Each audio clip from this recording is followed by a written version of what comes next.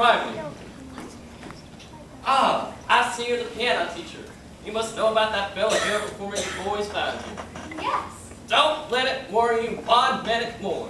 I got the gun on him in spades. Swindling 2-bit double rigger. That's why I gotta see Shin. Number 8 train only makes a 15-minute water stop, and my. Sure wish it were 20. Wouldn't mind concentrating 5 minutes on you, girly girl. Who are you? Name's Charlie Cowell and Bill Salesman. But right now I'm about to protect the good name of the fraternity from the Swindler Hill. Well, look, Mr. Cowell, you're making a big mistake. Mistake. My old lady's corset cover. That fella's been the raspberry seed in my wisdom tooth just long enough. He's spoiled Illinois for me, but he's not going to spoil Iowa. Say, what kind of music teacher are you? You didn't see through him. He's no more professor. Oh, I know all about that. Band leaders are always called professor. It's a harmless deception. He's a fine director, and his scholastic achievements. Now wait a minute. Fine director. Have you heard one note of music from any band? Well, no, but... But nothing, girly girl. He never formed a band in his life, and he never will. Well, look, Mr. Cowell, if you'll just listen to me for a minute... I'd like to. I'd like to do more than that if I had the time. I sure get the inclination. But I gotta get back on that train. I gotta leave this dynamite on the way somebody to the depot. See you next time through, girly girl. Oh, well, you'll never catch that train at the depot. You'll have to catch it at the crossing. No, sir. Gotta leave word about that fella Hill, and I can see you ain't the one to leave it with.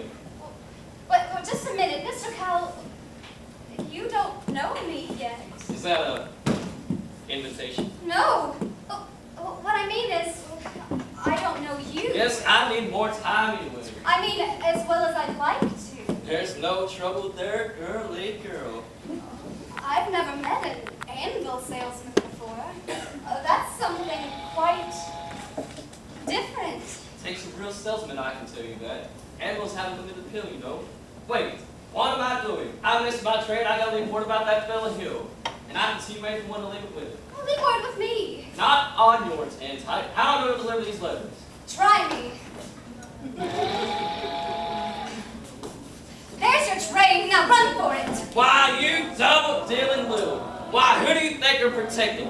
That fella's got a gout every county in Illinois, and he's taking it all away from them. And that's 102 counties, not including the piano teachers he coaches up to like you, to keep her mouth shut. Not one of you's heard the last of me, girly girl. At the least suggestion, I'll pop the question. Lida Rose, I'm home again, Rose, without a sweetheart to my name. Good evening, Miss Marianne. Lida Rose, now everyone knows that I'm hoping you're the same. Marian, dear, So would you we're just trying to watch the hill? Top of the evening, Miss Marian. Professor Marian, why don't you come up and sit? I've got some jelly on the stove. There's no jelly on the stove, Mama. Then I'll put some on. Well, shall we set, as your mother says? Well, You did ask me to call. did I? I didn't mean anything. Oh, now, Miss Marian, I'm not suggesting that your invitation implied anything more than academic enlightenment. The think system. Now, I've been by your house a couple of times to try and explain it to you, but there always seem to be people around. Ladies mostly, I thought. Yes, Mrs. Squires and several of the ladies. Good. I wouldn't want anyone beating my time.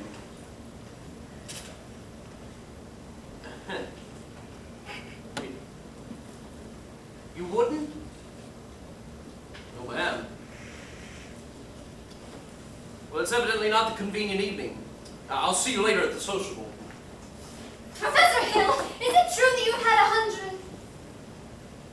Well, what I mean to say is... Yes? Is it really true that you invented a think system? A think system? Oh, yes, a think system. Why, it's quite simple, really. As simple as whistling. No one has to show you how to use your lips when you whistle. You simply think the melody up here, and it comes out clearly here.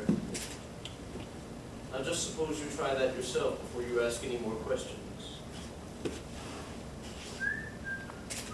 I'll take your word. Couldn't we sit? Are all music teachers as dense as I am? All music teachers? I dare say you've met dozens, even 100. Well, Well, they all been as fascinated as I have with the think system. oh, some more and some less. One young lady thought up a similar system before I got to her town. She showed me a few refinements. I see. Have I said something wrong? Please, don't let me keep you, Professor Hill. I'm sure you've many more important things to do than explain the think system to me. No, I can't think of a one. I must be very dull company for a man of your experience. Now say, where did you ever get an idea like that? Well, one hears rumors about traveling salesmen. Now, Miss Marion, you mustn't believe everything you hear. Why, after all, one also hears rumors about librarians. I suppose you're referring to Uncle Matty. Uncle Matty. Yes, Mr. Madison. Why, he was my father's best friend. No matter what they say, he left me in a short job so that Mother and Winthrop and I could have some security. Now, surely you don't believe... Oh, no, of course not. But that's just what I'm saying. Now, why do you suppose people start those rumors? Narrow-mindedness, jealousy. Jealousy mostly, I guess. Exactly. And jealousy mostly starts rumors about traveling salesmen. Now, what have you heard? Nothing about you personally, just generally. Well, what have you heard generally? Just that. Oh, but it's just like you said. Well, if another salesman were disappointed or jealous, well, it might very well be true. Well, take you, for instance, and your attentions to customers and, well, music teachers. Well, they might easily be misinterpreted, mightn't they? I mean, no, honestly, mightn't they? Why? Let's say another salesman or someone were jealous. Well, they could be downright lies, couldn't they?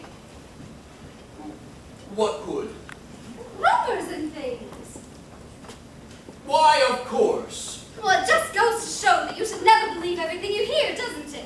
I mean, if you'll just discuss things. Miss Marion, I would be delighted to discuss anything in the world with you. But, couldn't we do it sitting down? You do sit.